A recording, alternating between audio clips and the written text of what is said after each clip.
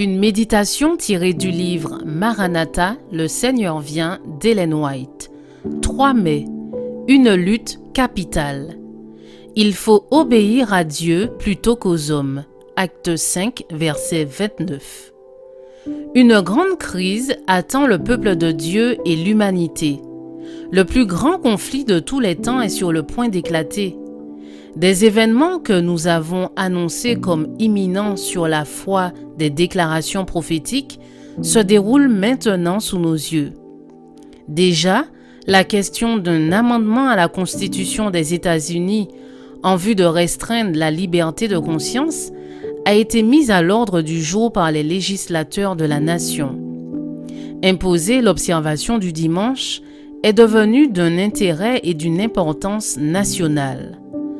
Or, nous savons bien quels seront les résultats d'une telle campagne. Sommes-nous prêts à lui faire face? Avons-nous fidèlement accompli la tâche que Dieu nous a confiée, avertir le monde du danger qui est devant lui? Nombreux sont ceux qui n'ont jamais compris ce qu'exige le sabbat de la Bible et sur quel fondement erroné repose l'institution du dimanche. Tout mouvement en faveur de la législation religieuse est en réalité une concession faite à la papauté qui, au cours de tant de siècles, a lutté avec acharnement contre la liberté de conscience.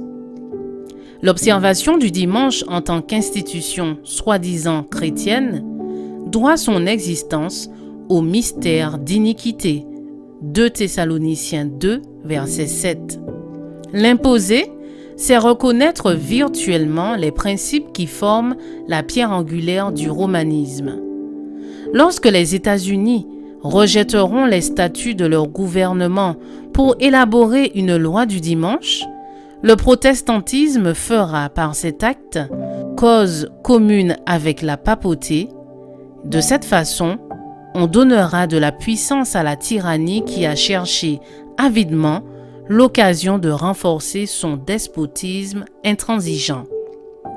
Si la papauté ou ses principes ont à nouveau le pouvoir de légiférer, les feux de la persécution se rallumeront à l'égard de ceux qui ne voudront pas faire le sacrifice de leur conscience et de la vérité pour se soumettre aux erreurs populaires.